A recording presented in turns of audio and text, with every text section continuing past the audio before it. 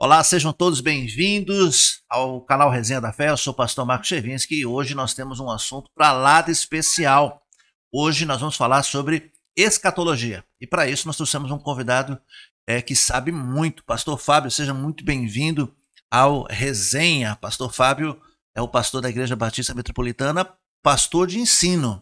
Trouxemos a pessoa certa para cá.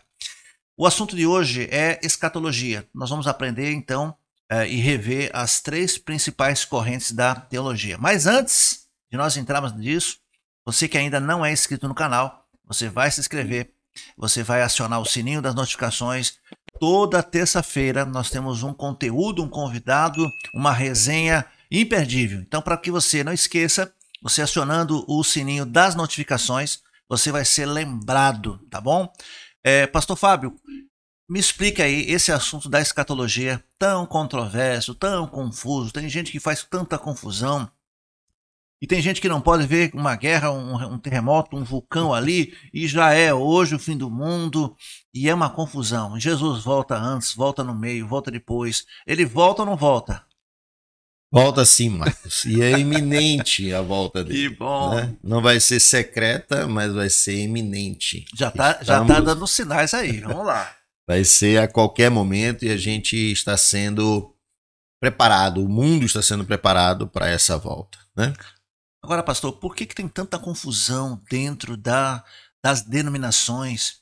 E cada denominação, eu tenho a impressão que abraça uma corrente teológica, e nós vamos aqui hoje tentar explicar as três majoritárias. Há tantas derivações, mas por que cada denominação abraça uma corrente teológica, uma escola teológica, e acaba no meio ninguém sabendo como é que funciona? Claro, a gente tem que levar em conta que isso que ainda vai acontecer, né? Então a gente não consegue olhar para a Bíblia como olha os livros de Paulo, Pedro, enfim, o Evangelho, e diz, olha, isso aqui aconteceu, é algo que ainda está por vir. E essa confusão, você atribui a quê, pastor? Eu acredito, Marcos, que as pessoas que pensam, entendem, interpretam a Bíblia teologicamente, na sua escatologia, baseado no amilenismo, por exemplo, são as pessoas que entendem que o povo de Deus, ao longo de toda a história, independente do Antigo Testamento, do Novo Testamento, se perfaz no estereótipo de ser igreja. Acredito que aqueles que pensam de forma dispensacionalista, pré-milenista, quer pré-tribulacionista, mid-tribulacionista ou pós-tribulacionista, já são as pessoas que entendem a Bíblia teologicamente do Novo e do Antigo Testamento como sendo o povo do Antigo Testamento como sendo o povo judeu e o povo do Novo Testamento como sendo a igreja de Jesus. Agora, vocês estão vendo aí que só nessa pitadinha que pastor Fábio disse, ele já disse muita coisa em grego, muita coisa que ninguém entendeu nada. A milenista, a pré-milenista, nós vamos ter que conceituar isso aqui. Vamos. Porque entenderam o porquê da confusão? Então, assim, vamos começar. Eu acho que seria interessante, ou você vai conceituar os termos, ou você vai para uma corrente, como é que vamos fazer?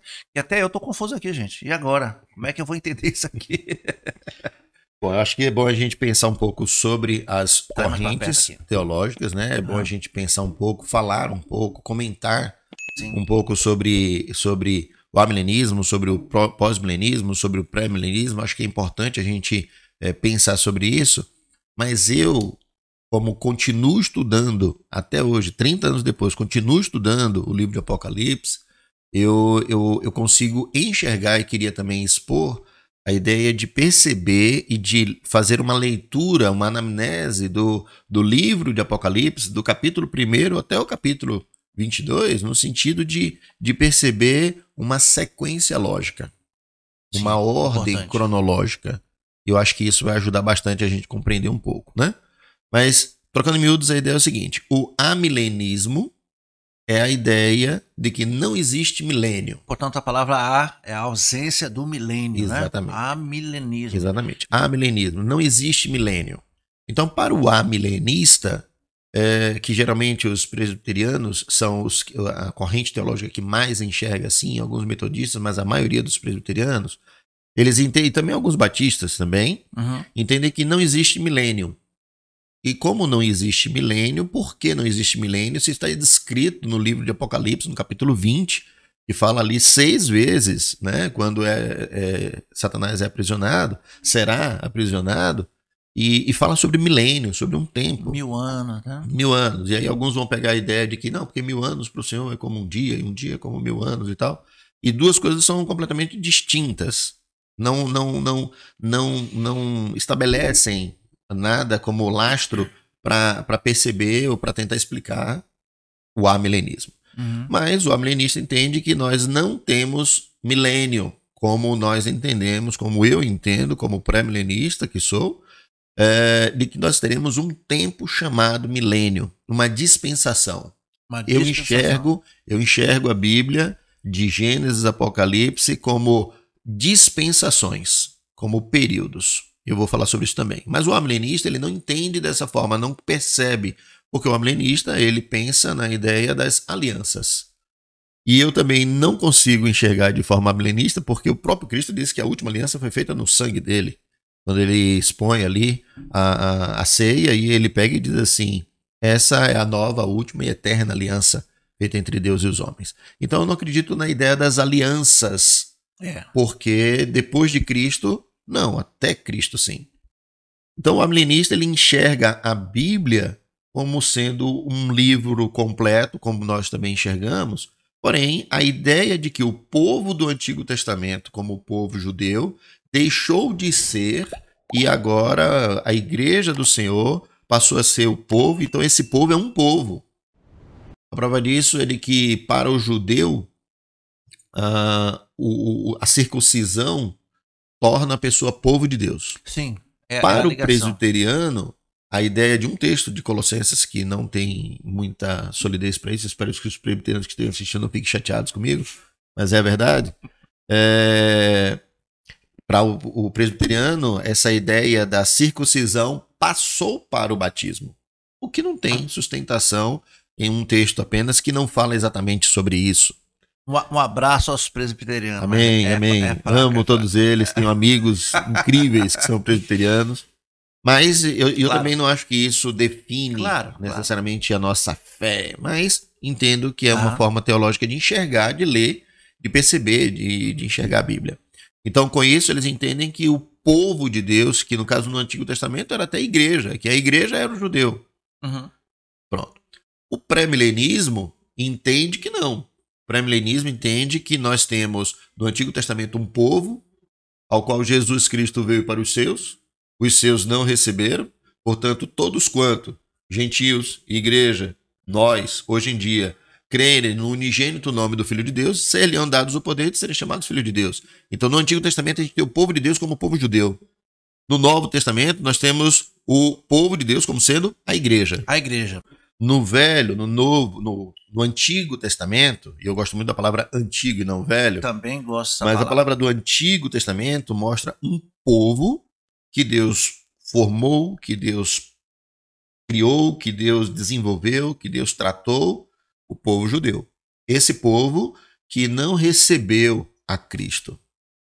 Nós, os gentios, que cremos em Cristo, então nós nos tornamos igreja. Então, para mim é muito claro a ideia de uma divisão, uma separação, no sentido de que no Antigo Testamento tínhamos então o povo de Deus como sendo o povo judeu. O Novo Testamento como sendo o povo de Deus, a igreja do Senhor. Quem é a igreja? Aqueles que creem e entregaram a vida a Jesus Cristo. Pronto. Então eu não consigo enxergar de forma cronológica, síncrona, ligada uma coisa a outra, percebendo que aquele para quem os judeus foi enviado, não receberam Jesus. Portanto, todos quanto nós, igreja, tem uma divisão. Antes de Cristo, depois de Cristo. Então vamos lá. Quando a gente fala de escatologia, claro que nós estamos aqui falando sobre a Apocalipse, mas o Apocalipse não, a escatologia não está tão somente no livro de Apocalipse. Você vai encontrar isso lá no livro de Daniel, 1 Tessalonicenses, em Mateus, né, ou seja, a Bíblia toda vai falar a respeito da escatologia. Mas nós iniciamos a nossa resenha brincando, inclusive, dizendo por que tem tanta confusão. E aí nós já de cara aqui vimos essa questão do amilenismo. Pastor Fábio, nós temos hoje diversas correntes teológicas. Então, para que a gente organize, eu me organize aqui, senão eu vou endoidar. Quais são as principais correntes teológicas e me explica qual é a diferença entre um e outro. Uma você já começou a falar sobre o amilenismo, né? O amilenismo é que não existe milênio. Não existe milênio, aquele período de 1000 anos Isso. que Cristo reinará aqui na Terra. Aqui na Terra com quem? Com aqueles que voltarão com ele, porque foram arrebatados antes da grande tribulação, cumprindo Lucas 1, 32 ou 27, eu não estou bem certo, Lucas no finalzinho, que diz, e ele sentará no trono de Davi, seu pai. Foi a única promessa de Cristo do Antigo Testamento, revelada ali no Novo, pelo anjo Gabriel, e que, na verdade, não foi cumprida por Cristo e vai ser. Então vai ser. Então, o milênio é o período de 1000 anos que Jesus, então, estará reinando fisicamente aqui na Terra. Isso. Né? Juntamente com os salvos e os anjos. Exatamente. Ok. Então, é o amilênio, não tem milênio. Vamos lá, outra corrente. O pré-milenismo, que é a ideia de que existe um milênio e que Jesus Cristo volta antes do milênio, que é justamente a ideia de ser pré-milenista, antes do milênio. Vem para inaugurar o milênio. Não existe. O amilenista não reconhece o milênio. Não há milênio para ele. Já o pré, ele diz, não, existe e o povo de Deus subirá antes desse milênio. Ok. Exatamente. Estou entendendo. Essas são as duas correntes mais, as principais. Dentro da corrente teológica e escatológica que fala sobre o pré-milenismo, ou seja, de que Jesus Cristo volta antes do milênio, certo. Nós também temos o pré-tribulacionista. Já começou a complicar. Vou chegar lá. O mid-tribulacionista e o pós-tribulacionista. Então veja, em relação ao milênio, há duas correntes apenas. O pré e o milenista. Isso. Do ponto de vista do milênio. Agora, e tem o pós-milenista. Então há três. Exatamente. O pré, o A, o pré e o pós. Exatamente. Pronto. Agora, do ponto de vista da tribulação, como é que nós somos? Temos quantos? 3 também? 3 que estão enraizadas especificamente na ideia do pré-milenismo. Para a gente poder exemplificar sobre isso, a gente precisa fazer uma linha do tempo. Certo. Para a gente poder, para ficar mais claro para todo mundo, a gente precisa fazer uma linha do tempo. Para a gente explicar essa ideia do milênio, a ideia da tribulação e como é importante a gente fazer isso. Vamos lá. Então vamos pensar o seguinte, na linha do tempo nós estamos vivendo o tempo da igreja. Certo. E eu quero um momento depois para poder falar sobre as dispensações do tempo, que a gente fecha o livro de Gênesis a Apocalipse, a Bíblia completa, em cada uma das dispensações. Mas pensando especificamente nesse tempo presente que nós estamos, o tempo da igreja, o tempo em que Cristo veio, retornou o assunto aos céus e reina no céu e reinará aqui na terra. Certo. Voltando. Então, nós estamos nesse tempo chamado igreja. Esse tempo chamado igreja, então, ele é precedido por um tempo de grande tribulação. Um tempo que, para os pré-milenistas, vai ser um tempo de 7 anos. Baseado... Para os pré-milenistas, pastor Fábio, ainda, não sei se posso estar errado, a quem, eu gosto de pensar também nisso, desses 7 anos ainda há um corte no meio, Sim. chamado tribulação e grande tribulação. Sim. É aceitável isso essa... É aceitável, está correto. E a gente vê isso em Daniel, no capítulo 7, no capítulo 9. A 70ª semana de Daniel. Porque o livro de Daniel é o livro mais escatológico do Velho Testamento. Sim, é verdade. É o livro da maior revelação. E é interessante que quando Daniel recebe o Filho do Homem, ele cai diante dos pés dele e o Senhor coloca a mão sobre ele e ele é colocado de pé. João, que também recebe essa mesma revelação, cai desfalecido e o Senhor coloca ele de pé. Então, esses dois homens que caem desfalecidos diante de tamanha revelação, do mesmo modo, no Velho Testamento Daniel, no Novo Testamento João. Então, esse tempo que todo mundo concorda de que vai haver uma grande tribulação, independente de amilenista, pré-milenista, pós-milenista, todos entendem que vai haver. Então é uma concordância, é comum entre as correntes a questão da tribulação. Isso. Ok. A questão da grande tribulação é que para muitos daqueles que são amilenistas, eles entendem que essa grande tribulação nós já estamos vivendo hoje. Como pré-milenista, dispensacionalista que sou, entendo que não estamos vivendo porque em Daniel o próprio Senhor revela a ele dizendo um tempo determinado para o teu povo, Daniel. E esse povo é o povo judeu e eu não sou judeu. Eu sou igreja, eu sou gentil, que aceitei a Jesus Cristo e me tornei igreja. Vivendo na era da graça. Exatamente. Aí, esse tempo de grande tribulação para o pré-milenista, para o dispensacionalismo, será de 7 anos. E esse tempo, esse período de grande tribulação, ele é antecedido pela ideia do arrebatamento.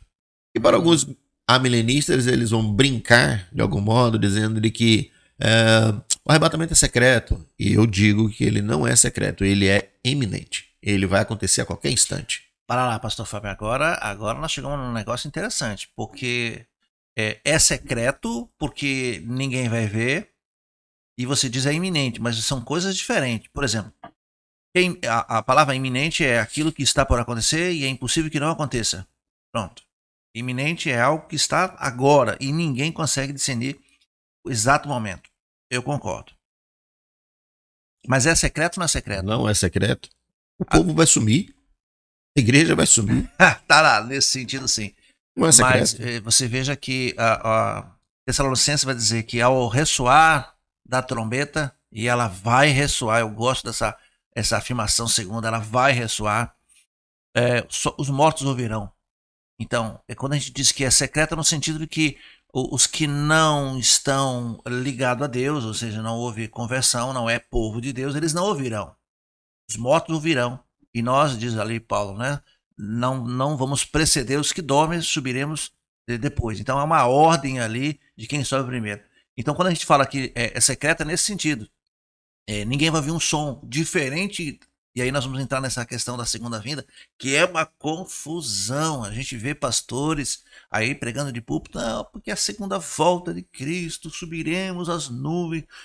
É complicado. Vamos subir nas nuvens, vamos subir nas nuvens. Ele vai vir, nós vamos subir. É um dos encontros. Não, é uma confusão assim. Mas aqui eu quero dizer da questão do secreto.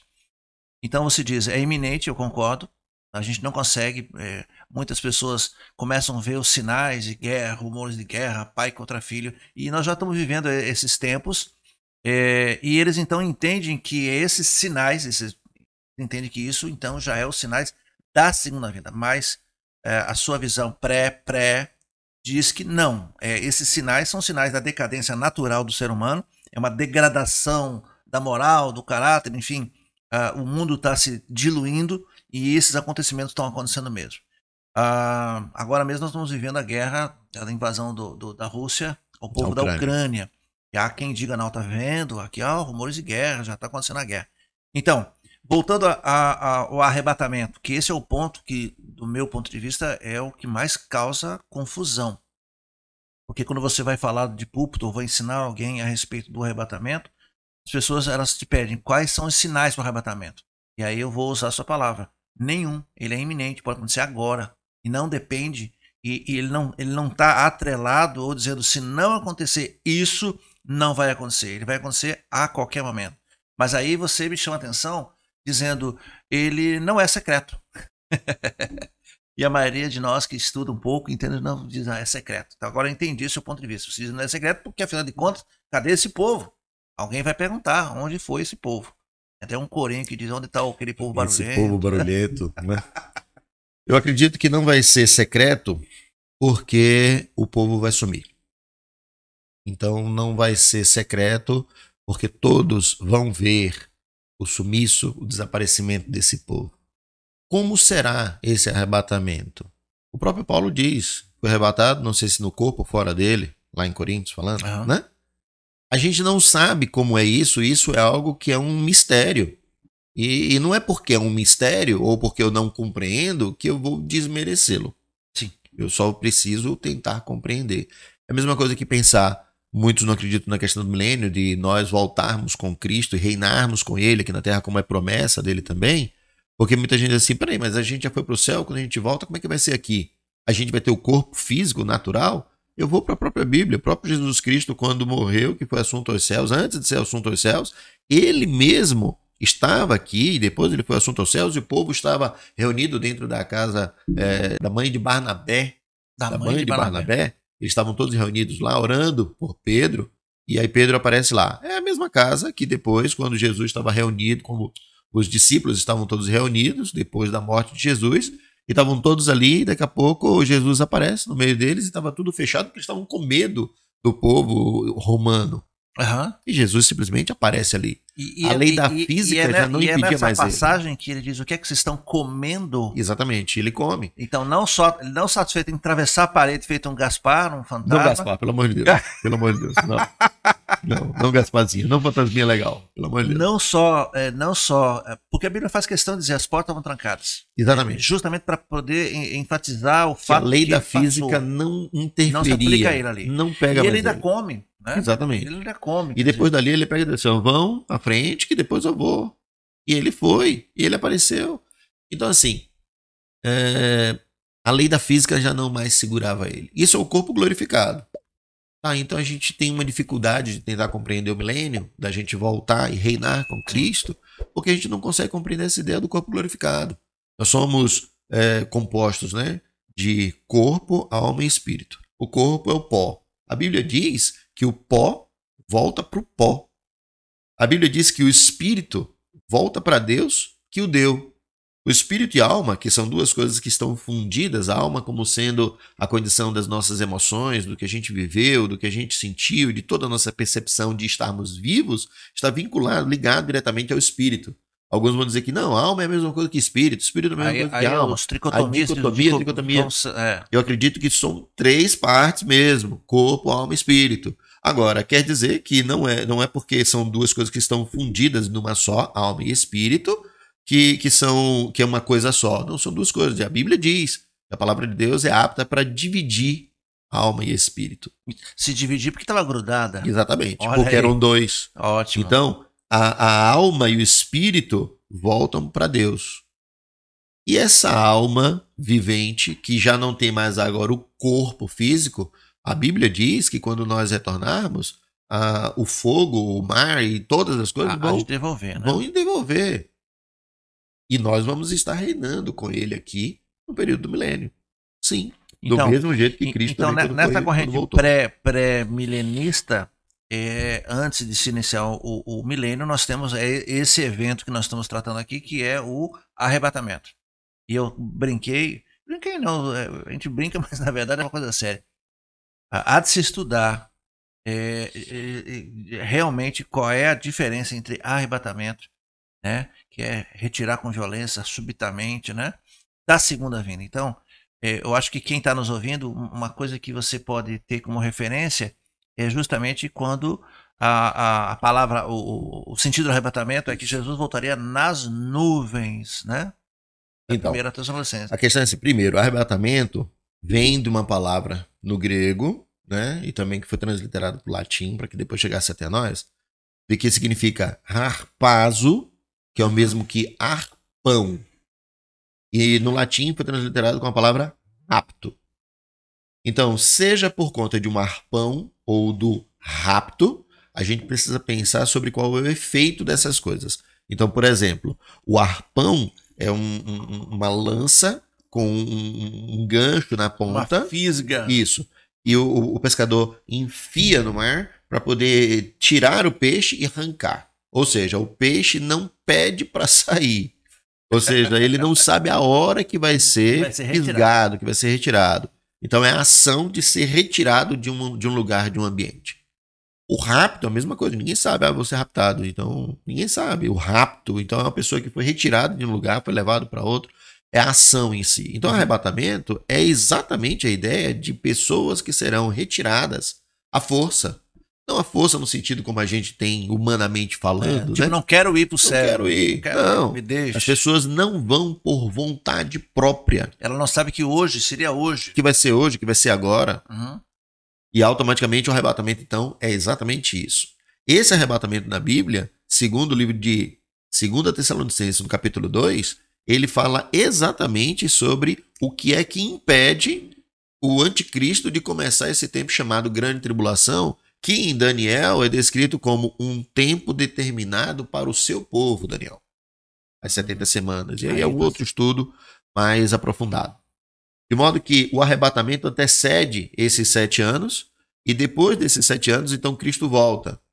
Eu queria fazer uma anamnese sobre os capítulos para você, para a gente compreender, eu acho que vai ficar mais fácil para você tentar compreender o que é que eu estou querendo dizer sobre o livro de Apocalipse. Capítulo 1 do livro de Apocalipse. Revelação de quem é Jesus Cristo.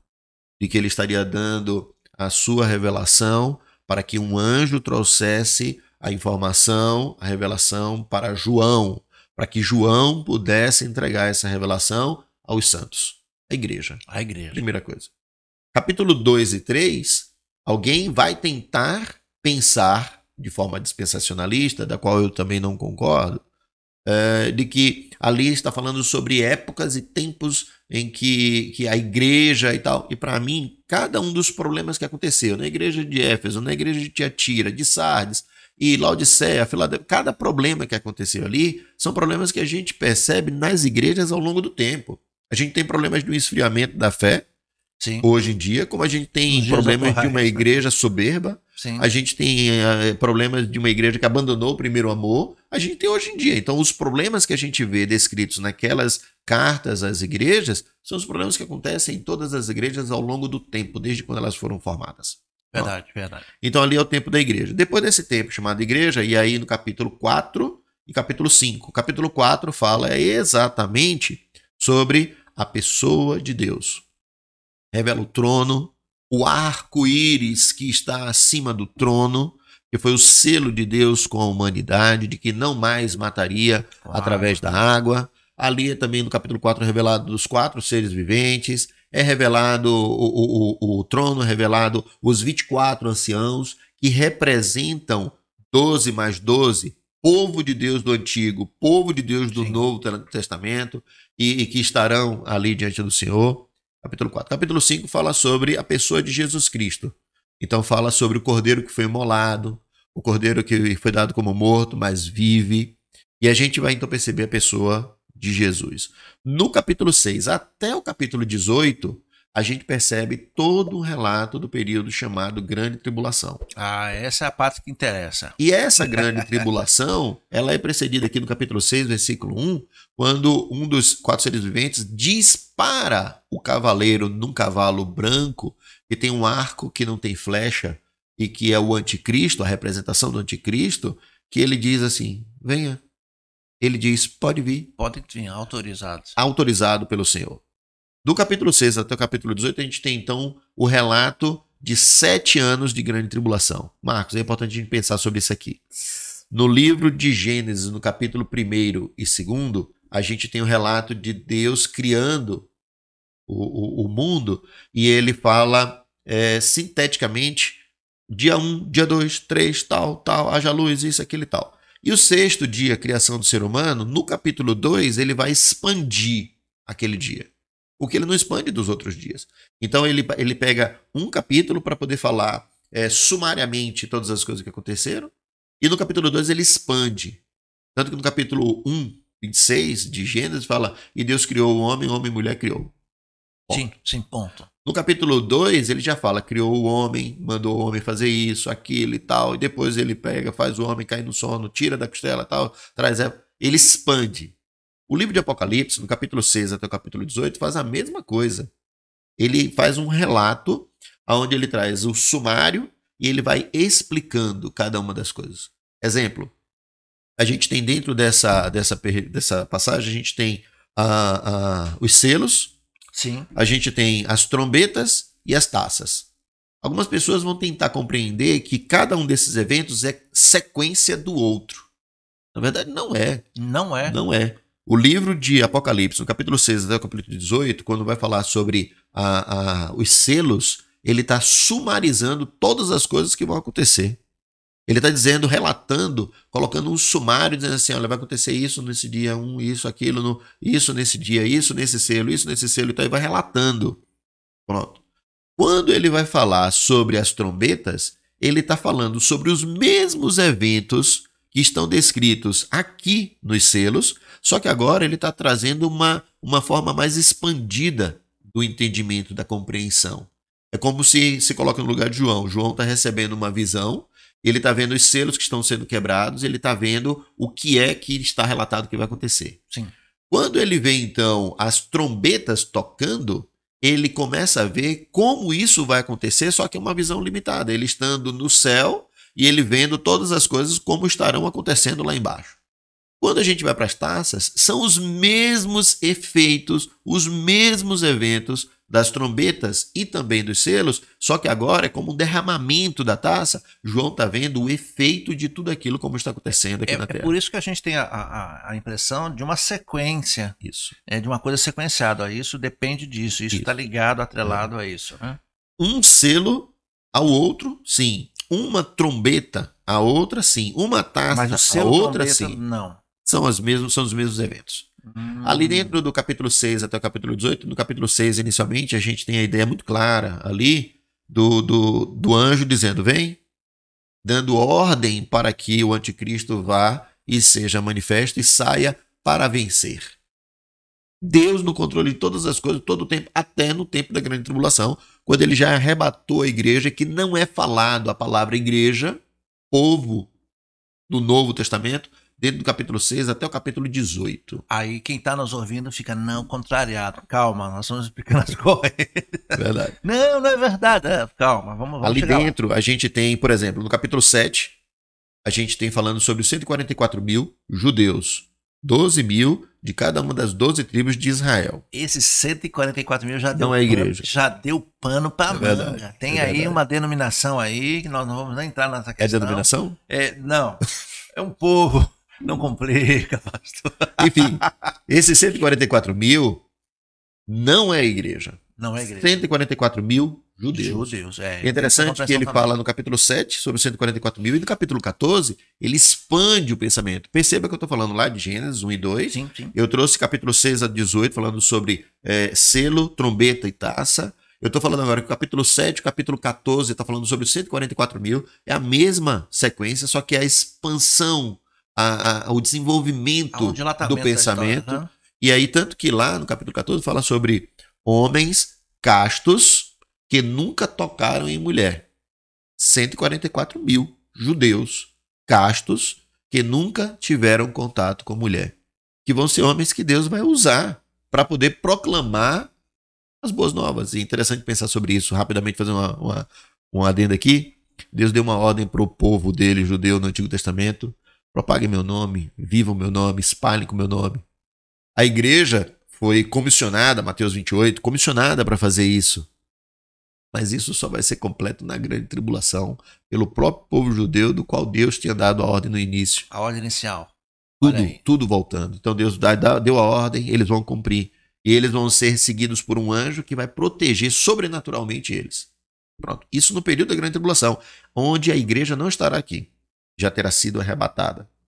Ali dentro do capítulo 6 até o capítulo 18, a gente tem no capítulo 11 as duas testemunhas. Sim, pastor Fábio. Vamos fazer uma parada aí nessa história, essas duas testemunhas. Quem são essas duas testemunhas? Por acaso, a gente pode fazer essa ligação? Tem gente que está aí já se coçando para essa pergunta, né? Você pode perguntar aí no Insta, mandar para nós aí. Mas olha só, essas duas testemunhas, nós podemos ligar aquelas duas pessoas que foram arrebatadas lá atrás? Não. Não? As pessoas dizem que é Moisés e Elias. Não, Enoque e Elias. Mas é porque as pessoas dizem que foi Moisés, vai ser Moisés que vai voltar e Elias. Por quê? Porque ali no capítulo 11 é falado sobre o poder que Deus dará a essas duas pessoas, que são iguais ao que deu lá atrás a Moisés e deu também a Elias, de fechar o céu, de não chover, de transformar água, sangue e tal. Enfim. As pessoas tentam associar a ideia de trazer de volta Moisés, porque Moisés não morreu, Moisés morreu. Só que quem sepultou ele foi o Senhor. Pronto. Não, é Elias. Houve, inclusive, segundo o relato bíblico, houve contenda do corpo. Exatamente. E lá em Judas. O final de Josué, de Moisés, né, diz, e o Senhor sepultou. Exatamente. Bom, o Senhor sepultou. Exatamente. Mas por que nós não podemos associar? Claro, as pessoas então, porque diz poder igual a de Moisés, mas por que nós não podemos associar a Enoque? Porque Enoque não teve a mesma manifestação de cessar chuva e tal. Mas uma coisa é muito clara aqui, esses dois homens não morreram. Ou seja, eles estão em algum lugar, não se sabe, Paulo fala em terceiro céu, segundo céu, não sei em que céu está, mas eu sei que não está aqui, e eu sei que não está morto. E aí, claro, a nossa imaginação viaja, e as pessoas fazem esse atrelamento, não só pode ser esses dois aqui. É? Então, eu faria uma outra pergunta, uma contraproposta. Por que Deus tem que trazer eles? Vejo lógica. Porque Deus levou? Sim.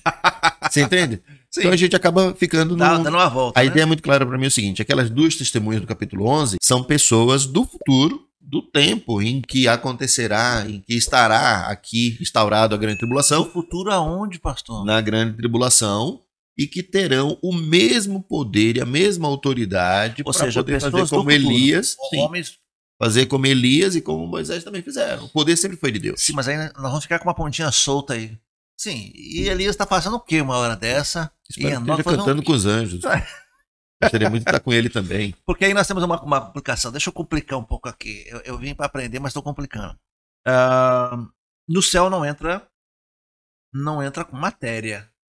E Elias e Enoque foram arrebatados vivos. Então nós vamos ter que dar um jeito desse cara. Eles vão ter que aparecer em algum lugar aí, Fábio. Dá um jeito de encaixar esses dois nomes, que não pode ficar assim. Eu espero que quando você chegue no céu, você encontre eles e aperte a mão deles.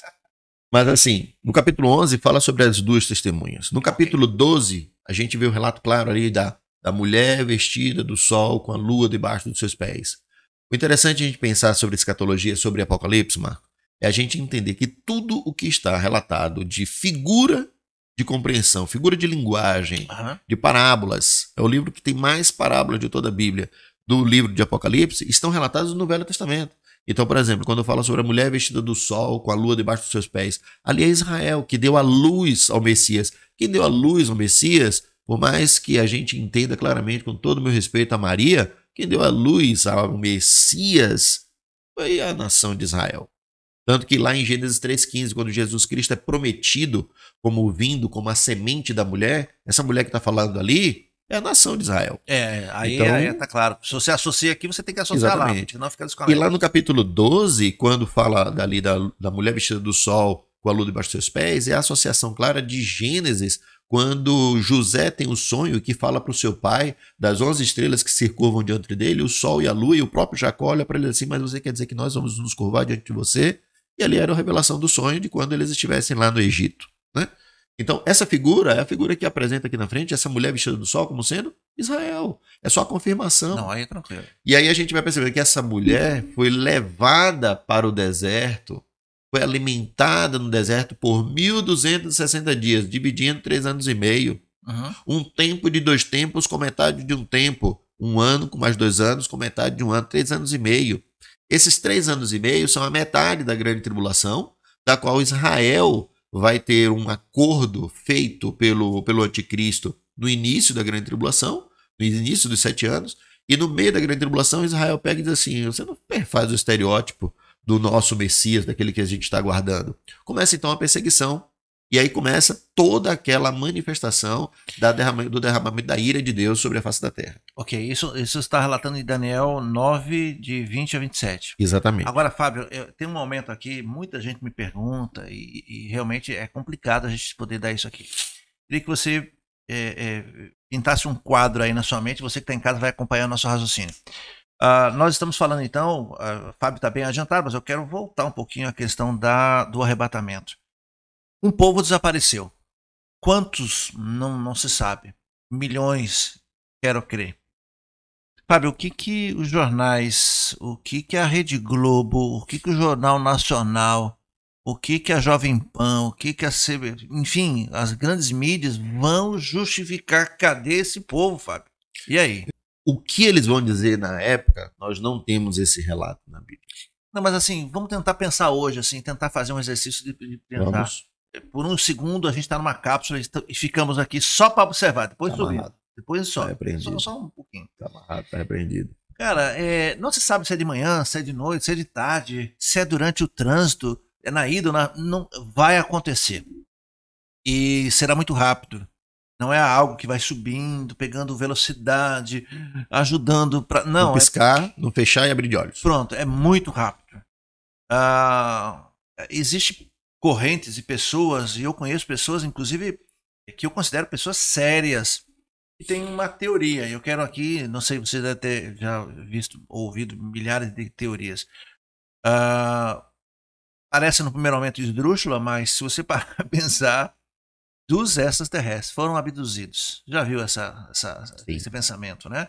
E quem defende essa visão, que parece no primeiro momento esdrúxula, eles alegam, olha, o fato é que a ciência identifica, mas não consegue explicar. O Pentágono, a NASA e todos os demais órgãos que monitoram o espaço já antigamente negavam de pé junto, mas hoje já abrem os arquivos, o Pentágono já abriu, a NASA já abriu, dizendo, ó, existe algo lá fora que nós não sabemos fazer. O que é?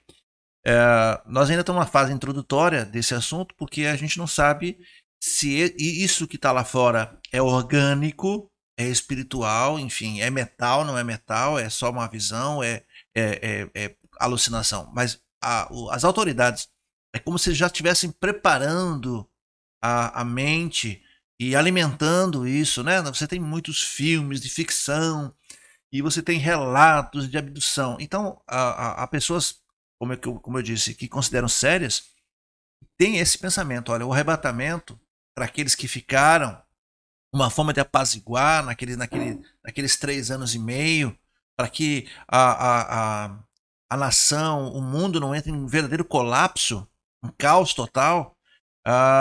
Uma das explicações seria, não, olha, de fato houve um povo que foi abduzido, que foi retirado, mas calma, nós vamos reorganizar os estados, calma, nós vamos fazer um governo único, e aí tem outras correntes que dizem do governo único, e que na metade desse tempo, né, 3 anos e meio, esse governante ou esse conglomerado de países, não se sabe como vai ser, ele então começa a tomar atitudes que aí os judeus, as demais nações, não concordamos. O que você acha dessa corrente? Ela faz algum sentido, pelo menos? Faz.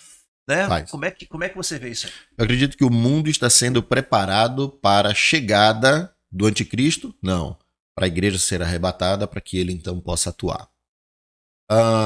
Eu não acredito que é à toa que a tecnologia tem avançado de tal modo que hoje em dia nós sabemos onde todo mundo está.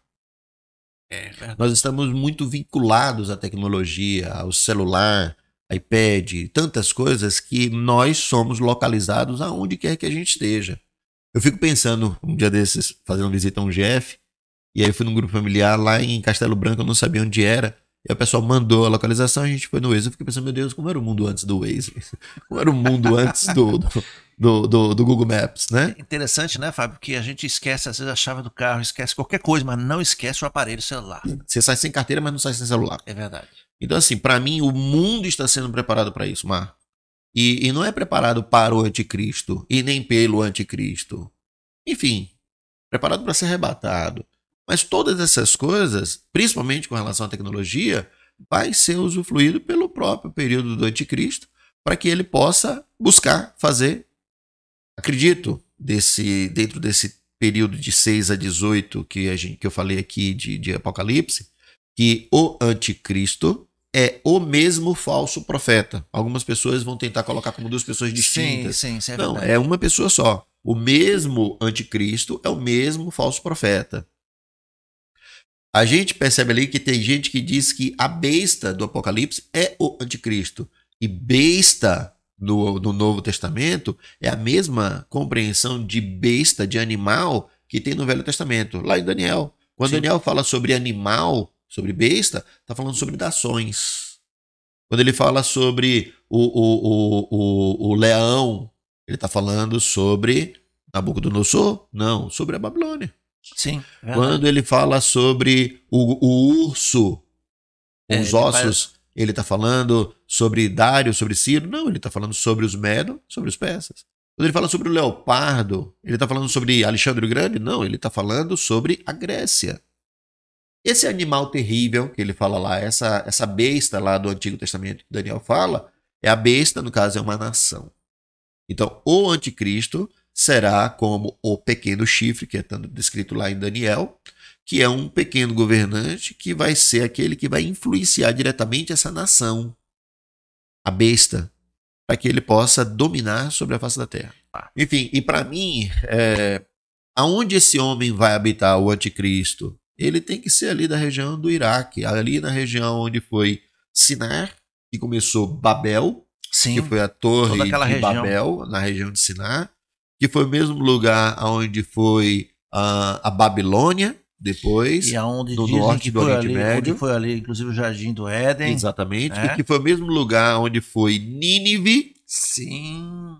Na mesma região ali, próxima da cidade de Mossul, nos pés do rio, e que é aquele lugar que fica perto do Estreito de Gibraltar e do Canal de Suez. Sim. Que escoa mais de 70% de toda a riqueza de todo o Ocidente, sai por ali, porque não compensa dar a volta. Sim, esse homem então estabelecido ali, ele vai ter domínio sobre todas essas riquezas para todo mundo. É por isso que ele vai dominar toda a humanidade. E como ele vai descobrir aonde essas pessoas estão e localizar e tudo? É a tecnologia que nós temos. Então o mundo está sendo preparado para isso. O mundo está sendo preparado, as coisas estão sendo preparadas para isso. Então, quando você diz assim, como será a resposta que os jornais da época vão dar e tal? Eu acredito que o mundo está sendo preparado para que entre num caos tamanho que esse governante ele se estabelece exatamente para colocar essa paz. Salvação. Ele coloca a paz. Ele estabelece essa paz de tal modo que reúne o povo judeu e tenta fazer um acordo com eles para que coloque paz ali entre Israel e o povo muçulmano, o povo árabe. Inclusive pela questão aí da cúpula, né, da rocha. Sim, sim. Estabelecer paz ali. Hoje há uma divisão ali do território. O povo árabe como sendo descendente diretos ali de Esaú, o povo muçulmano, que são os filhos de Ismael, sim, né? E o povo que dá sequência ao judaísmo, que somos nós os cristãos, que vem ali na sequência por meio do próprio Isaac e tudo mais. Enfim, Jacó, Isaac, e dando sequência. Então, o próprio Deus revela lá em Gênesis, falando para Agar, que o menino, no caso Ismael, será como jumento selvagem no deserto, que nunca terá paz com os seus irmãos. Esse é o povo muçulmano, que não tem paz com os seus irmãos. Quem são? Os filhos ali de Esaú, são os árabes, e também os filhos de Jacó, que na sequência do judaísmo vem o cristianismo. Essa é a sequência. Então, o mundo está sendo preparado para isso. Capítulo 18 vai fechando exatamente sobre essa questão da grande tribulação. O capítulo 19, então, fala sobre a volta de Jesus. E é muito interessante a gente pensar sobre Zacarias, no capítulo 12, versículo 10, quando Deus revela a Zacarias dizendo assim: e nesse dia eu derramarei um espírito de súplica e de graça sobre o povo, os habitantes de Jerusalém, o povo de Israel. Então é como se Deus estivesse dizendo assim: eu vou fazer esse povo reconhecer que sempre foi graça. Eu formei vocês a partir de Abraão apenas pela graça. Nunca houve merecimento de vocês. Vocês não existiam. Eu tornei vocês, eu trouxe vocês à existência a partir de Abraão. De súplica no sentido de clamar. E aí diz lá na sequência do texto de Zacarias, Deus dizendo assim: e eles me olharão.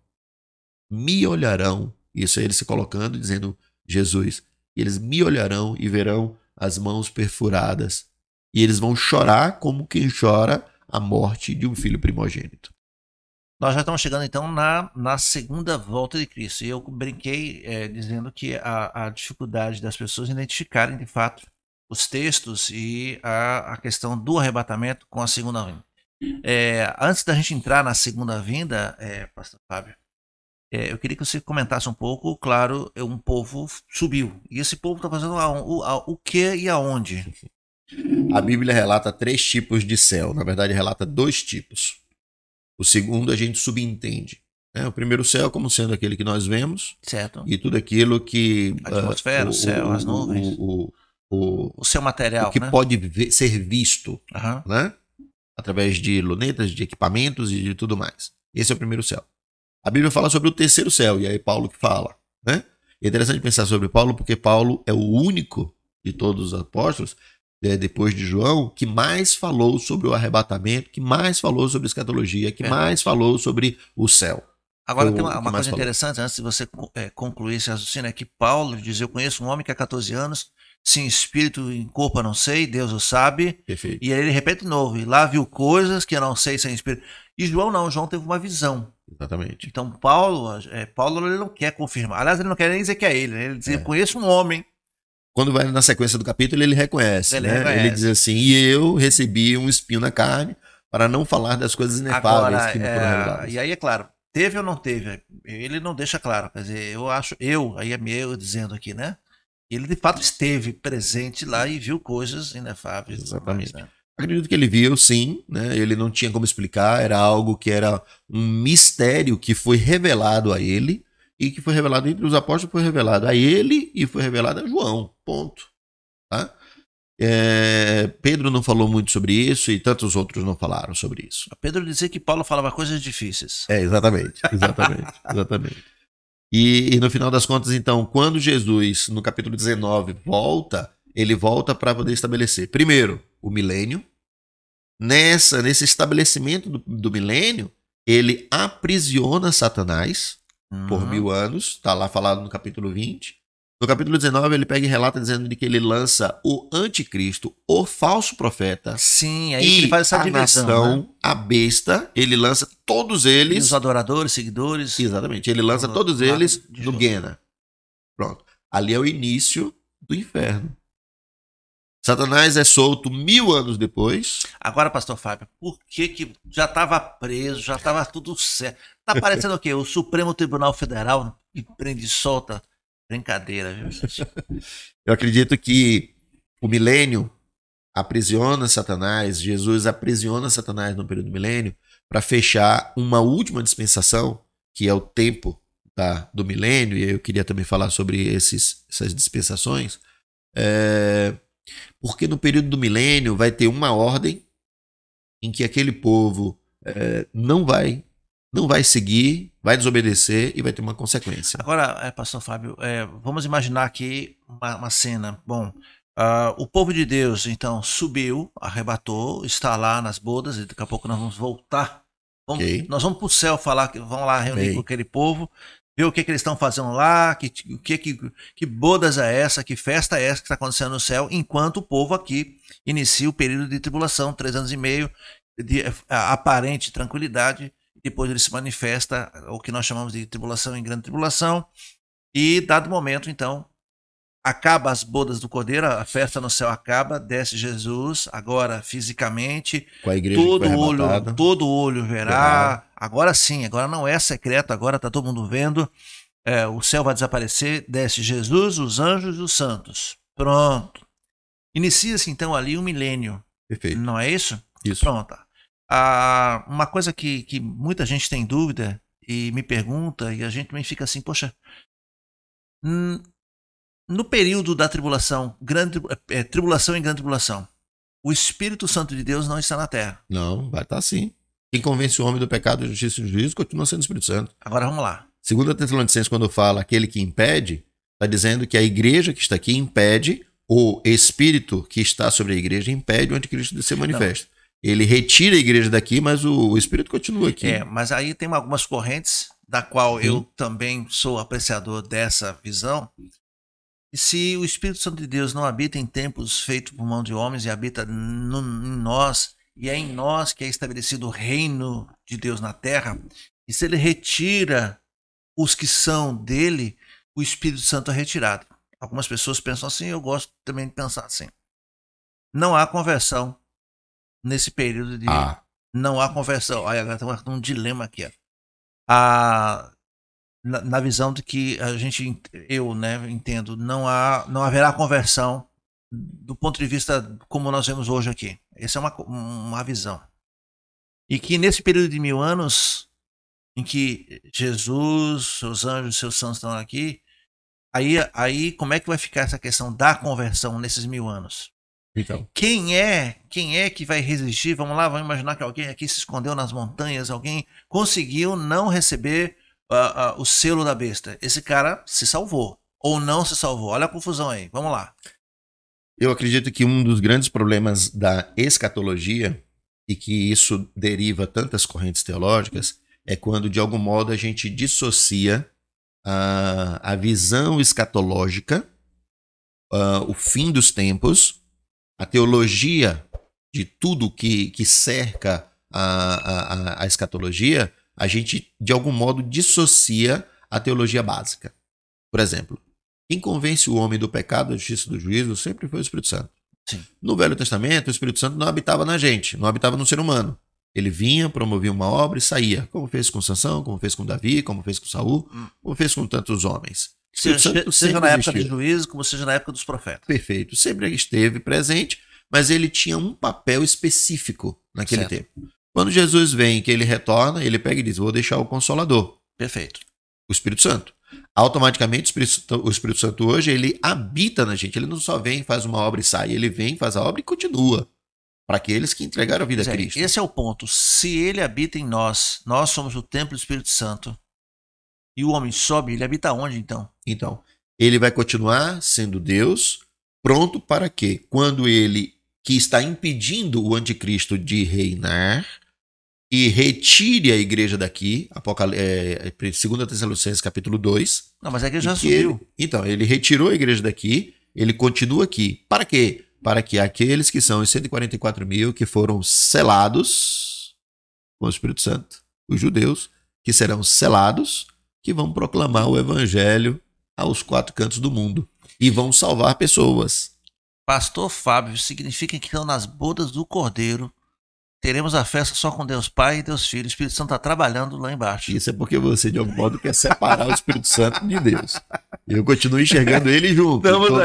Estamos aí criando polêmicas, né? Uma festa lá, olha, vai, né? Acredito que ele continua sendo Deus, ele continua tendo o mesmo papel. Sim. O mesmo papel, o Espírito Santo é quem convence o homem do pecado, da justiça e do juízo. É o mesmo Deus, é o mesmo Espírito que continuará promovendo isso no período da grande tribulação. Certo. E que não é falado sobre igreja, e que é falado sobre um povo que está são as almas debaixo do altar, aqueles que foram arrebatados debaixo do altar, Apocalipse 6, né? E que diz assim, Senhor, até quando? O Senhor não vai fazer justiça? E aí ele pega vestes brancas, santidade, entrega e diz assim, ainda precisa juntar um pouco mais do teu povo. Esse povo é o povo que vai se converter no período da grande tribulação ao ouvir o evangelho por boca daqueles que foram 144 mil judeus que foram selados. Selados com o quê? Com o Espírito Santo. Pronto, então vamos pegar esses 144 mil pessoas. Olha que interessante a gente estudar isso aqui e ir destrinchando, né?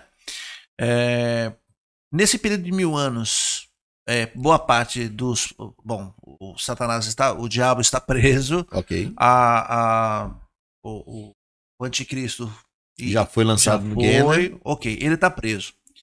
Quem sobreviveu? Os 144 mil, esses vão habitar a terra. Vão pregar. Terão filhos? Esses não, porque esses vão pregar. Sim, mas não morreu. Quem sobrou, então, aí na descida de Jesus, santos e os anjos? Peraí, eu acho que você fez uma confusão. Acho que vai ter que voltar. Não, você falou sobre um período do milênio. 144 mil vão estar no período da grande tribulação. Sim, mas é justamente esse passo que eu quero aqui complicar o lado, né? Esses 144 mil na época da grande tribulação. Qual é o papel dele? Eles estarão no milênio? Eles vão estar no milênio. Certo. Quem vai habitar a terra, já que a igreja não está aqui? No milênio. Nós vamos voltar com Cristo. Apocalipse, capítulo 19. Jesus Cristo volta montado no cavalo branco e volta com a igreja, com aqueles que estarão vestidos de fino branco. Vocês estão confusos que nem eu tô, não? Não me deixe sozinho, né? Não, eu tô entendendo. A gente tá brincando aqui para fazer... Então, eu entendi 144 mil. Eu tô dizendo o seguinte... não vai haver um julgamento, não vai haver ali, de fato, Jesus descendo quase que no exato momento do Armagedon, do grande combate. Os que eram contra Deus não vão perecer, não serão lançados no Guiana. Quem ficou vivo então? Vamos lá. Primeiro, Apocalipse 18, termina a grande tribulação. Apocalipse 19, Jesus Cristo volta. Falei aqui sobre Zacarias 12, 10, e eles vão clamar, o povo judeu vai clamar, e Jesus Cristo vai voltar. Exatamente como acontecia no período de Juízes. O povo passava por privações, por dificuldades, por problemas, e aí Deus mandava um juiz e ele resolvia os problemas, e aí depois daquele juiz morto, o povo voltava a errar de novo. Jesus Cristo é esse justo juiz que volta e eternamente estabelece a paz em Israel.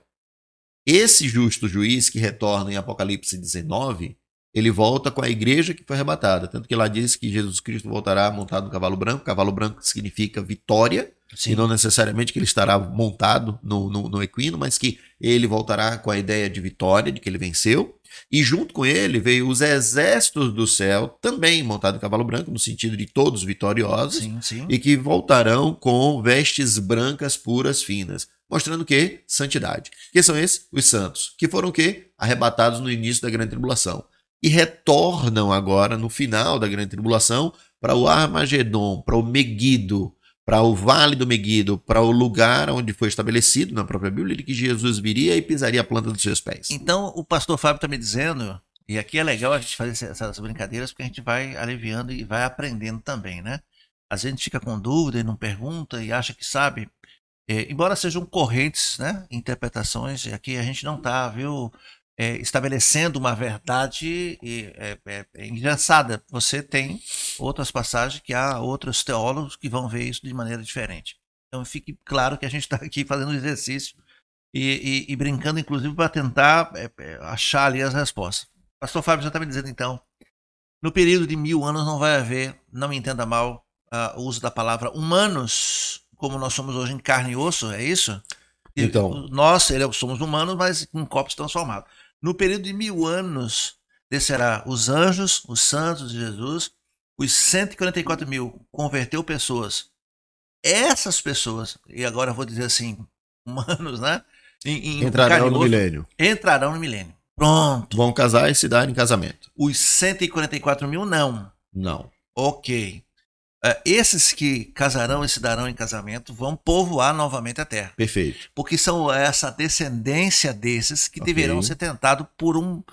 Esse é o ponto que eu queria ter entrado, né? Gog e Magog, no final. Isso, a revolta. O final do milênio é exatamente para poder pegar essas pessoas... Os descendentes desses que foram aceitaram Jesus nesse tempo da grande tribulação e que entraram pelo milênio. A gente diz aceitar Jesus no sentido e resistir a marca da besta. Ok.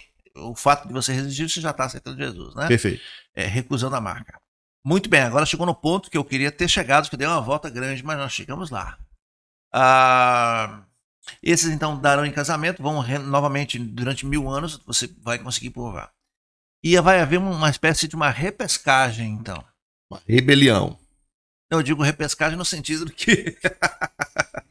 no sentido de que essas pessoas, os pais, né? Aqueles que resistiram, que foram salvos, esses não perderão a salvação. Então, e aí? Nesse tempo... Aí nosso pensamento batistão vai para onde aqui? Uma vez salvo, salvo para sempre. Então, nesse tempo do milênio, nessa dispensação, cada dispensação tem uma ordem, uma desobediência e uma consequência. Sim. A ordem nesse tempo do milênio é adore a Jesus Cristo no seu santo monte. Pronto. Muitos desses que nascerão no período milenar não vão adorar. E quando então Satanás for solto, eles serão seduzidos. Qual é a sacada também para mim da questão do milênio, da dispensação do milênio? Para mim é o fechamento, pastor Marcos, de que é como se Deus estivesse dizendo assim, olha, no período da inocência, eu dei uma ordem, vocês desobedeceram, eu dei uma consequência que foi expulsão do paraíso. No período da consciência, que agora o homem já é consciente, eu disse, parem de pecar, santifiquem-se, afastem dos pecados. Só que o erro cometido foi que Deus viu que a maldade se espalhava sobre toda a face da terra. Em vez de ser bom, piorou, né? Exatamente. E aí, por consequência da maldade, a consequência é dilúvio. Dilúvio, perfeito. Depois, a gente vê o período agora do governo humano. Governo humano, perfeito. Foi o período em que Deus pegou e disse assim, olha, espalhem-se, na saída da arca, espalhem-se e multipliquem-se. Aí vem um camarada chamado Nimrod, se estabelece ali em Sinar e diz, vamos criar uma torre para a gente chegar no céu, para a gente ficar aqui, porque juntos somos mais fortes. Foi dali que surgiu esse termo lá, juntos somos mais fortes. Final das contas, porque ficaram ali, consequência, Babel. E a vontade de Deus foi de novo estabelecida e cumprida. Deus disse, espalhem-se, e se espalhou mesmo. E todos foram para cada um canto. A confusão das Só que agora já não falavam mais a mesma língua. Depois desse tempo vem o tempo das promessas. Gênesis 12. E automaticamente, Gênesis 12 é quando Deus faz uma promessa para Abraão e para o seu povo. E ele alerta dizendo assim, mas esse povo não vai obedecer e vai se tornar cativo por 400 anos. Esse é o povo em que depois, por conta de José lá no Egito, o povo de Abraão vai para lá também, Jacó, e vai para lá, e seu povo se estabelece em Gósen, no Egito, saem de Canaã. Qual a consequência disso? Se tornaram cativos. Depois desse tempo vem o tempo da lei. A lei foi, a ordem foi, cumpram a lei. O povo não cumpriu, é impossível cumprir a lei, foi o erro. Qual a consequência? Se tornaram cativos e se espalharam por toda a face da terra, diáspora. Depois desse tempo vem o tempo da igreja, esse tempo que a gente está. A ordem é, aceite a Jesus Cristo como seu Salvador. O povo não aceita, e o povo que não aceitar, a consequência, grande tribulação. Não vai subir no arrebatamento e vai viver a grande tribulação. Certo. Que é o tempo de encaixe ali entre esse tempo chamado igreja, o finalzinho do tempo chamado igreja, que precede o tempo chamado milênio. Mas aí, pastor Fábio, aí eu vou brincar mais 2 vezes, não é nem mais uma, mais 2. Então não é, eu falei da repescagem lá no período de milênio, mas eu já tenho uma... Eu quero chegar nessa parte aí. Mas nós já temos uma repescagem aqui, ó, na tribulação. Então nós estamos aqui estabelecendo uma doutrina complicada de que há uma segunda chance e uma terceira chance. Nós estamos falando então da primeira, segunda e terceira divisão? Tá amarrado. Eu acredito, Marco, que aquele que não aceitou Jesus nesse tempo chamado igreja, nesse tempo chamado graça, que a ordem foi aceite Jesus como seu Salvador. Se as pessoas não aceitarem e vão passar a grande tribulação, na grande tribulação eles vão ter ainda mais dificuldade de aceitar a Jesus, porque eles não vão ver provas de como as coisas vão se discernir. Somente aqueles que ouviram e que serão de novo evangelizados, vão ouvir de novo a palavra, vão ver de 144 mil. Nós brincamos então, se hoje nós vivemos na época da graça, que hoje... Que nós no tempo da grande tribulação vai ser pior ainda. Nós temos hoje acesso à tecnologia, você pode assistir um culto através da transmissão de um culto online, você tem Bíblia no telefone, você pode comprar quantas Bíblias você quiser, e aí você tem versão da Bíblia da mulher que ora, do homem que tem fé, você tem todo o acesso e as pessoas recusam. Então nesse período aí de tribulação e grande tribulação, 7 anos e meio, a gente está aqui dizendo que a dificuldade vai ser imensa. E aí você diz assim, aqueles que tiveram pelo menos um acesso inicial, a gente brinca, são os filhos dos crentes, né? São os filhos que a mãe tanto falou, vá para a igreja, meu filho. Isso. E vão viver a grande tribulação. Aqueles que, quem sabe, estiveram num período dentro da igreja, quem sabe até trabalharam em ministério, estiveram ali e depois se afastaram, né? Então é esse período aqui. Eu estou brincando dizendo pode fazer apelo. Né? Você, gente que vai você que está aí recusando, domingo tem cu, olha. Bom, a gente está falando de uma... Claro, isso brincando, né? Numa segunda oportunidade, é muito mais difícil. Mas aí nós brincamos de uma terceira oportunidade, que é os descendentes desses que conseguiram... E que vão entrar pelo milênio. Para mim, o milênio, a ideia é exatamente da completude, é a 7ª dispensação, é a completude de Deus dizendo assim, ao longo de toda a história, eu fiz, através de cada uma dispensação, formas diferentes para que vocês pudessem crer. Para que vocês entregassem a vida, confiassem em mim, compreendessem que sou o teu Deus, sou eu que sou o teu Salvador. E ao longo do tempo, em todas essas dispensações, o povo não creu, não entregou, não mudou. No período, então, do milênio, para mim, é o fechamento de tudo no seguinte, Marcos, entenda bem, Jesus vai estar reinando.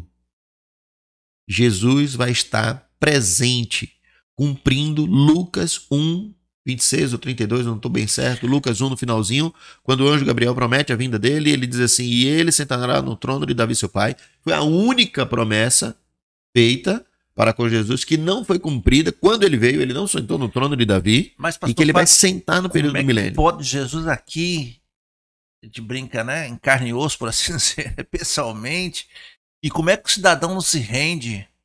A dura cerviz do ser humano, que independe dessa condição de igreja, de judeu, de povo, de não, a autossuficiência, esse povo vai estar ali, ele vai estar vendo Jesus Cristo, mas para eles, como eles não viveram esse tempo que a gente está vivendo, para eles aquilo dali é novo, aquilo dali é o real, aquilo é a Matrix, para eles. Vai quase que parecer comum. Eu estou fazendo essa pergunta e eu mesmo respondo. Como que uma pessoa vendo Jesus pessoalmente não se rende?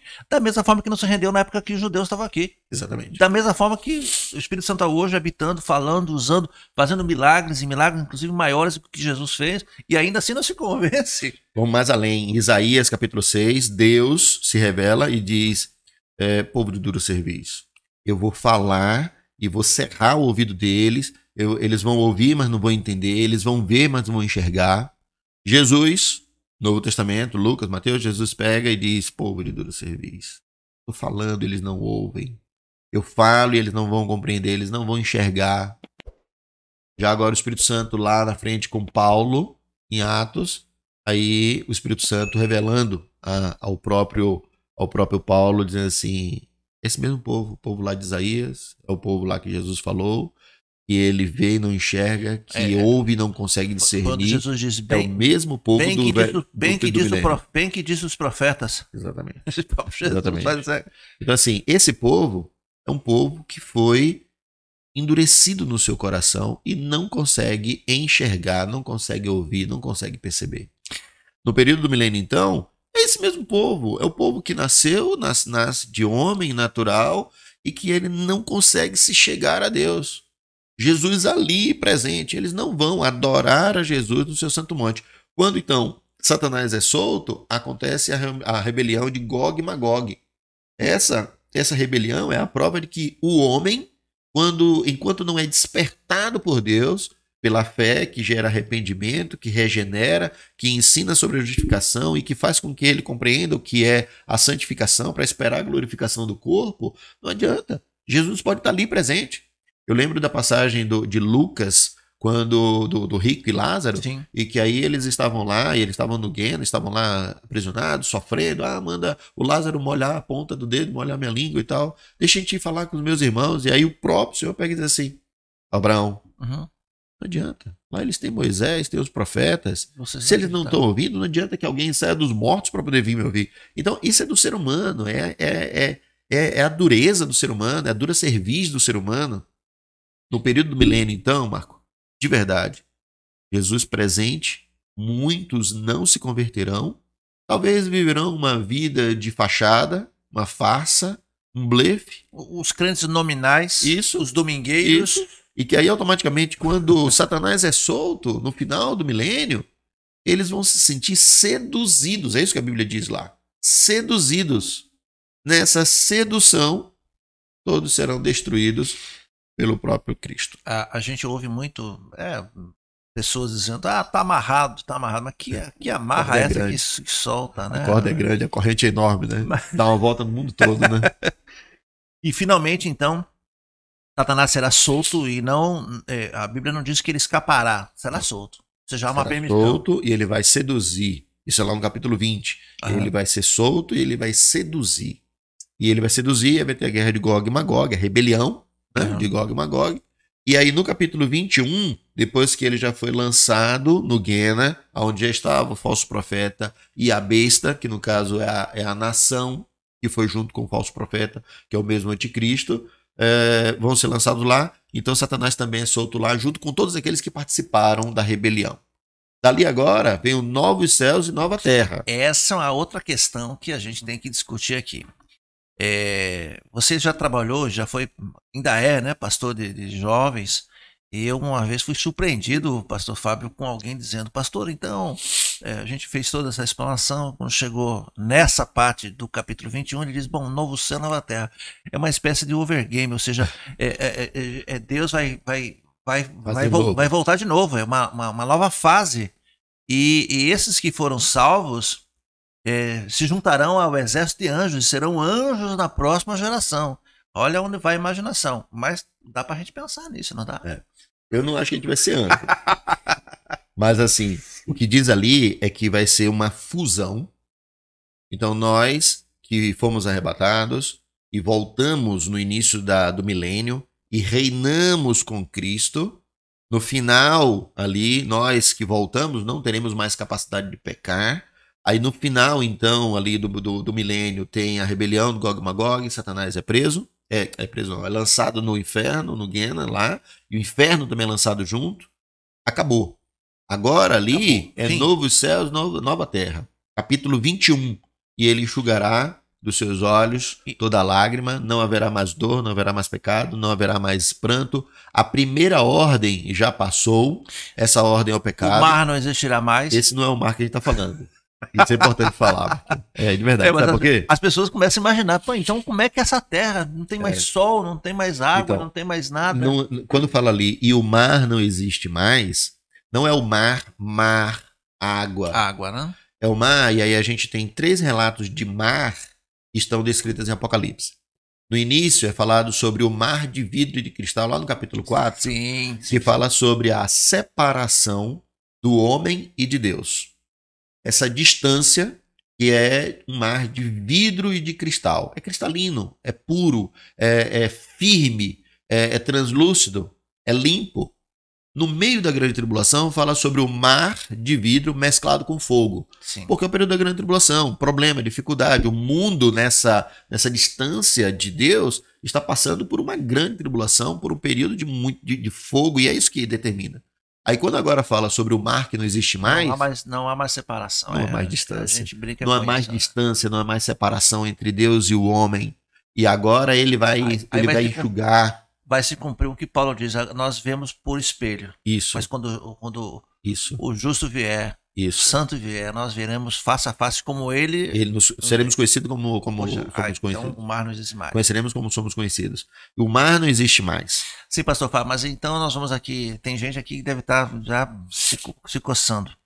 E nós seremos anjos? Você disse que você é uma fusão. Não. Vai haver ainda a ordem angelical vai ser mantida. E nós seremos o quê? Faremos o quê? O que é que nós vamos fazer na eternidade? A Bíblia diz que nós seremos como que anjos, mas não diz que nós seremos anjos.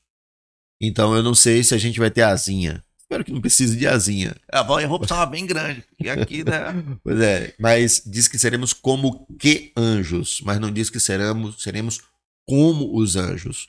Eu acredito que ainda haverá, sim, a ordem angelical e tudo mais, só que agora o mais interessante é pensar o seguinte: assim como os anjos, são anjos que não perderam o seu principado, que não perderam o seu início e que não se afastaram, que não foram afetados pelo pecado, como um terço de anjo que caiu, foi lançado à terra com Satanás. Nós agora não teremos mais pecado. E diz lá em Apocalipse 21 de que a primeira ordem passou. Essa primeira ordem é o pecado, então já não haverá mais pecado. Então agora nós teremos uma vida completamente diferente da que estamos, ao ponto de que lá em Apocalipse 21 ainda diz mais, e não seremos mais habitados por ele, mas habitaremos com ele. Então agora já nós não seremos a habitação do Espírito Santo, nós estaremos imersos nesse Espírito Santo. Então todas as coisas serão transformadas, e a nova Jerusalém que desce do céu, é assim que é dito, ela vai ter uma fusão com essa terra, ela vai ter uma transformação, esse mundo será transformado, porque hoje o mundo, a criação, o ser humano geme pela volta do Redentor, para que todas as coisas sejam estabelecidas como eram lá em Gênesis 1 e 2. E aí eu acredito que Gênesis 1 e 2, Apocalipse 21 e 22, é a fusão, fechamento, fazendo com que o livro vire um ciclo, dizendo, volta tudo a ser como era antes. Bom, mas então a teoria de que o overgame que começa um novo play está se confirmando, então. Ok, porém essa questão do game over não vai a ideia de que voltamos com um ciclo e que agora vamos voltar. De novo, Não. Será um tempo exclusivamente sem pecado. Porque a gente vê a juventude e a gente mesmo às vezes para pensar, poxa, mas e aí? Porque o que nós trabalhamos aqui, você que está nos assistindo, está acompanhando, é uma linha do tempo, do desenrolar, das dispensações, das fases. E nós estamos chegando agora na última fase, nós já chegamos na última fase, Apocalipse capítulo 21. Bom, já foi julgado, está tudo certo. Mas, pastor Fábio, nós vamos fazer o quê, pastor Fábio? De lá para cá, acabou, vamos fazer o quê? Eu espero que eu possa continuar andando de moto. Eu espero que eu possa fazer boas viagens de moto aqui na Terra. Olha só. Espero que eu possa viajar bastante e não vou ter problema com queda, como tive o acidente. Não vou ter mais problema com acidente, porque o corpo vai ser glorificado. Então agora já não mais terá essa deficiência. Mas eu acredito que nós vamos ter uma vida completamente diferente da que temos hoje, no sentido de que o pecado não mais afligirá as nossas emoções, não afligirá mais as necessidades que o corpo é declinado, a carne é inclinada. Bom, a gente não teremos mais carne, a verdade é essa, né? Já temos um corpo glorificado. Sim, o corpo glorificado, mas a gente não sabe como é esse corpo glorificado. Rapaz, é um mistério. Eu espero que eu resolva esse meu problema, viu, pastor Fábio? A gente brinca aqui, às vezes, eu já falei isso, claro, brincando, né? Você que está me assistindo, estamos brincando. A gente brinca que o Espírito Santo habita em nós, né? Nosso corpo, e em mim habita com muito mais folga, né? Tem uma liberdade de circular dentro de mim, dado aí, né? Mas esse corpo glorificado, eu espero realmente que seja um pouco diferente, porque esse aqui tá pesado, tá difícil, né?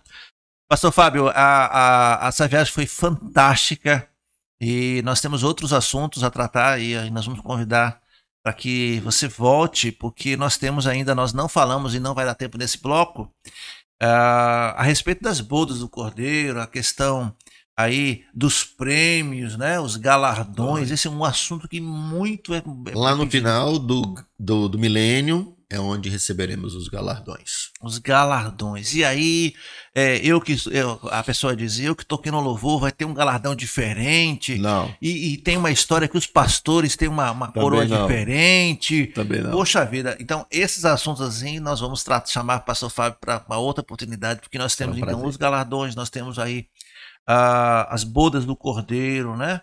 Nós temos alguns assuntos e nós vamos entrar nesse assunto que já me perguntaram, já me pediram, sobre criação, sobre espaços, sobre vidas, e nós vamos tentar pegar a Bíblia aqui e ver isso aqui. Vai ser um prazer. Foi muito bom, Fábio, foi muito bom. Você que esteve nos acompanhando e chegou até o final dessa viagem, você que agora está, né, novo céu, nova terra ainda não, mas chegamos pelo menos nessa viagem aqui da explicação. Se você ainda não se inscreveu, eu quero fazer um apelo agora, não um apelo de conversão, mas que você então se inscreva no nosso canal, o Resenha da Fé, e que você compartilhe esse e os demais vídeos que já tem aí no canal. Toda terça-feira nós temos, como eu já disse, um convidado, uma resenha. Nós falamos de diversos assuntos. Então, se você gostou desse bate-papo, dessa resenha com o pastor Fábio, você, na próxima terça-feira, fique ligado, acione o sininho das notificações. Vai lá que você esqueceu, vai lá que você realmente ficou aí atribulado, né? Usando esses termos. Então o próprio YouTube vai lhe avisar que tem um vídeo novo, tá bom? Fique com Deus, pastor Fábio, mais uma vez, obrigado. Você vai vir pelo menos umas 2 vezes mais aqui para tirar as nossas dúvidas. Um abraço, até a próxima resenha.